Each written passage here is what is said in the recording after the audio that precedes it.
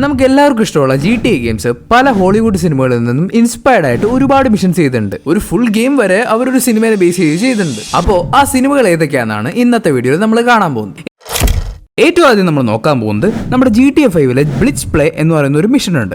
അതായത് നമ്മുടെ മൈക്കിളും ഫ്രാങ്ക്ലിനും ഒക്കെ ചേർന്നിട്ട് ഒരു വലിയ ട്രക്ക് കൊണ്ടുവന്നിട്ട് ഒരു പച്ച വാനിനെ ഇടിച്ച് തെറിപ്പിക്കുന്ന ഓർമ്മയുണ്ടോ?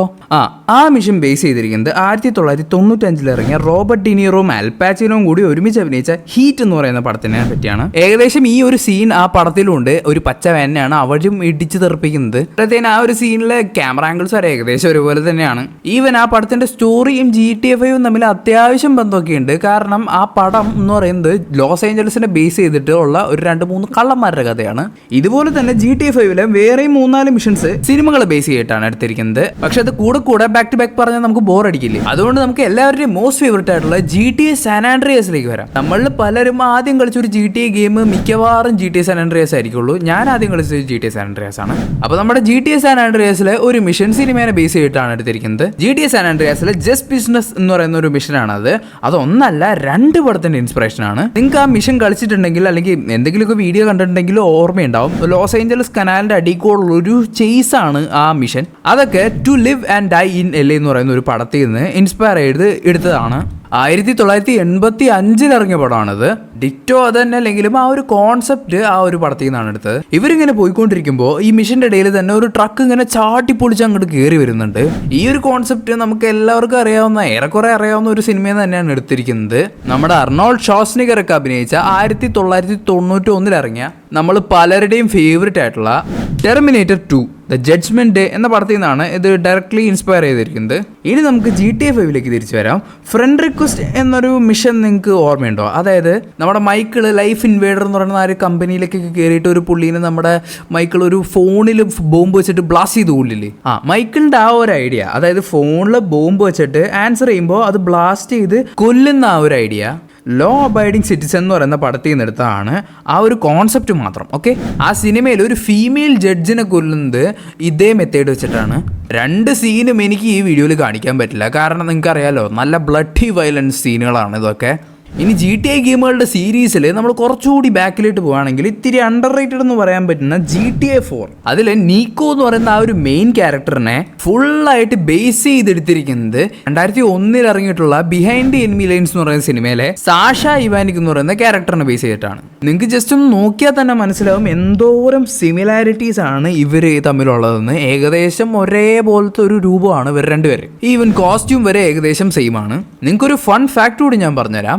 ഈ ക്യാരക്ടർ പ്ലേ ചെയ്ത വ്ളാഡിമിർ മാഷ്കോ എന്ന് പറയുന്ന ആളെയാണ് ആദ്യം നീക്കോയ്ക്ക് വോയിസ് ആക്ടിങ് ചെയ്യാൻ വേണ്ടി റോക്ക് സ്റ്റാർ ഗെയിംസ് വിളിച്ചത്. പക്ഷെ പുള്ളിക്ക് ആ ടൈമിൽ വീഡിയോ ഗെയിംസിനെ പറ്റിയോ GTA ഗെയിംസിനെ പറ്റിയോ വലിയ പിടിയൊന്നും ഉണ്ടായിരുന്നില്ല. അതുകൊണ്ട് പുള്ളി അത് വേണ്ടെന്ന് വെച്ചു. ഇനി നമ്മൾ GTA 5 ഒന്നുകൂടി തിരിച്ചു വരികയാണെങ്കിൽ ജുവലറി സ്റ്റോർ ഹേസ്റ്റ് എന്ന് പറയുന്ന ആ ഒരു മിഷനില്ലേ, നമ്മുടെ മൈക്കിളും ഫ്രാങ്ക്ലിനൊക്കെ ഒരു ജുവലറി കൊള്ളയടിക്കാൻ പോകുന്നില്ലേ, അതിലാണ് നമ്മുടെ മൈക്കിളിന്റെ ഒരു ഐക്കോണിക് ലൈൻ പറയുന്നത്, "You forget 1,000 things every day, pal. Make sure this is one of them." ഇത് കേട്ടിട്ടാണ് നമ്മുടെ ഗെയിമിലേക്ക് ട്രെവർ എൻട്രി ആവുന്നതും പരിപാടികളൊക്കെ ചെയ്യുന്നതും ആ ഗെയിമിന്റെ റേഞ്ച് തന്നെ മറന്നതും. അപ്പോൾ നമ്മുടെ ഈ മിഷൻ 1987 ഇറങ്ങിയിട്ടുള്ള ബെവേർലി ഹിൽസ് കോപ്സ് 2 എന്ന് പറയുന്ന പടത്തിൽ നിന്ന് ഇൻസ്പയർ ചെയ്ത് എടുത്തിരിക്കുന്നതാണ്. ഏകദേശം ആ ഒരു പടത്തിലെ പോലെയൊക്കെയാണ് ഇവർ ആ ഒരു റോബറി പ്ലാൻ ചെയ്യുന്നതും എക്സിക്യൂട്ട് ചെയ്യുന്നതും ഒക്കെ. പിന്നെ അഫ്കോഴ്സ് നമ്മുടെ ദൃശ്യത്തിലെ ജോർജ് കുട്ടികളെ പോലെയാണ് നമ്മുടെ GTA 5 മൈക്കിള്. കാരണം അത്രയും മൂവി ബഫ് ആയിട്ടുള്ള ഒരാളാണ്.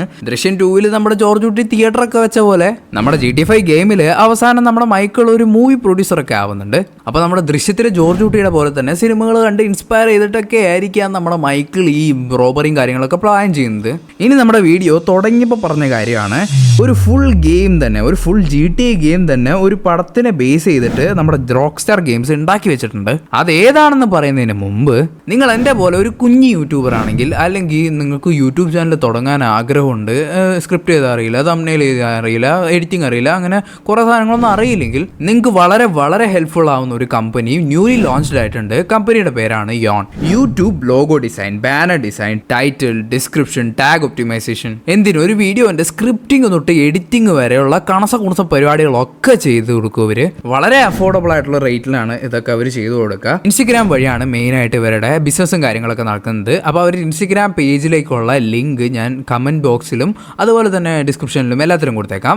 Do check it out. ഇനി ഞാൻ നേരത്തെ പറഞ്ഞ പോലെ ഒരു സിനിമേനെ ഫുൾ ബേസ് ചെയ്ത് ഉണ്ടാക്കിയെടുത്ത ഒരു ഗെയിമാണ്, റോക്സ്റ്റാർ ഗെയിംസ് ഉണ്ടാക്കിയ ഗെയിമാണ് GTA Vice City. ഞാൻ ആദ്യം കളിച്ചത് ഈ ഗെയിം അല്ലെങ്കിലും ഇതിൻ്റെ ഒരു വൈബ്രന്റ് നേച്ചർ, ആ ഒരു കളർഫുൾനെസ് ഒക്കെ കണ്ടിട്ട് എനിക്ക് ഭയങ്കരമായിട്ട് ഇഷ്ടപ്പെട്ടൊരു ഗെയിമാണത്. നമുക്ക് പലർക്കും അതുപോലെയൊക്കെ തന്നെ ആയിരിക്കും. നമ്മുടെ GTA Vice City എന്ന് പറയുന്ന ഈ ഒരു ഗെയിം പലർക്കും അറിയായിരിക്കും. ആൽ പാച്ചിനോടെ ഓൾ ടൈം ക്ലാസിക് ആയിട്ടുള്ള സ്കാർഫേസ് എന്ന് പറഞ്ഞ പടത്തിൽ നിന്ന് ഡയറക്ട്ലി ഇൻസ്പയർഡ് ആണ്. എനിക്ക് ഈ പടം ഭയങ്കര ഇഷ്ടമാണ്. ഇതൊരു പക്കാ ഗാങ്സ്റ്റർ പടമാണ്. ഈ പടവും അതെ, ഈ ഗെയിമും അതെ, ഏകദേശം ഒരു സ്ഥലത്ത് തന്നെയാണ് കഥ നടക്കുന്നത്. മയാമിയിലാണ് നടക്കുന്നത്. സ്കാർഫേസ് കണ്ട് പ്രാന്തളകിയ ഒരാളാണ് ഈ ഗെയിം ഉണ്ടാക്കിയതെന്ന് എനിക്ക് 100% ഉറപ്പുണ്ട്. കാരണം ഈ ഒരു ക്യാരക്ടേഴ്സിന്റെ പേര് തന്നെ എടുത്തു നോക്കാം.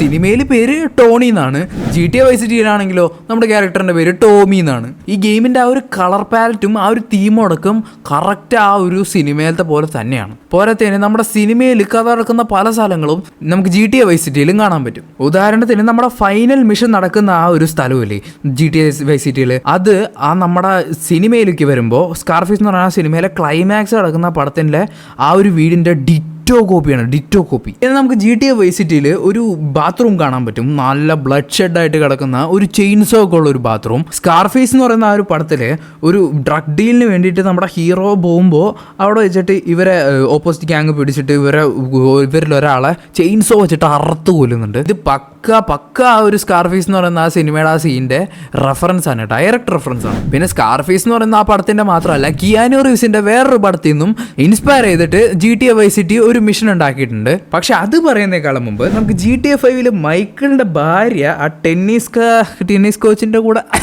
കുറച്ച് സംഭവങ്ങളൊക്കെ നടന്നിട്ട് മൈക്കിൾ ഇത് പിടിച്ച് ഭയങ്കര പ്രശ്നം ഉണ്ടാക്കി ഇവനെ കൊല്ലാനിട്ട് ഓടിക്കില്ലേ, ആ ഒരു മിഷൻ നമ്മുടെ മാരേജ് കൗൺസിൽ എന്നാണ് ആ ഒരു മിഷന്റെ പേര്. അതിൽ അവസാനം ആ ടെന്നീസ് കോച്ച് നിൽക്കുന്ന ആ ഒരു വീട് ഒരു ട്രക്ക് വെച്ച് വലിച്ച് പറിച്ചെറിഞ്ഞില്ലേ മൈക്കിള്, അതും നമ്മുടെ ഒരു ഹോളിവുഡ് പടത്തിന്റെ ഇൻസ്പിറേഷൻ ആണ്. 1989 ഇറങ്ങിയിട്ടുള്ള ലീത്തൽ വെപ്പൺ 2 എന്ന് പറയുന്ന സിനിമയെന്നാണ് ആ ഒരു സീൻ ഇൻസ്പയർ ചെയ്തിരിക്കുന്നത്. അത് വളരെ ഡയറക്റ്റ് ഇൻസ്പിറേഷൻ ആണ്. ഏകദേശം ക്യാമറ ആംഗിൾ അടക്കം ഏകദേശം അതുപോലെ തന്നെയാണ്. പിന്നെ മൈനർ ടെർബുലൻസ് എന്ന് പറയുന്ന ഒരു മിഷൻ ഉണ്ട്. എളുപ്പത്തിൽ പറയുകയാണെങ്കിൽ നിങ്ങൾക്ക് ഓർമ്മ കിട്ടാൻ വേണ്ടി നമ്മുടെ ട്രെവർ ഒരു എയ്റോപ്ലെയിൻ്റെ അകത്ത്, അത് തുറന്നു വെച്ചേക്കുന്ന ഒരു എയ്റോപ്ലെയിൻ്റെ അകത്തേക്ക് ഇവമ്പോൾ മറ്റേ മഞ്ഞ പ്ലെയിൻ അടിച്ച് കയറ്റില്ലേ, അത് കളിക്കുമ്പോൾ തന്നെ വേറൊരു ഫീലായിരുന്നു. പക്ഷെ ആ ഒരു മിഷനും ഒരു ഹോളിവുഡ് പടത്തിൽ നിന്ന് ഇൻസ്പയർഡ് ആണ്.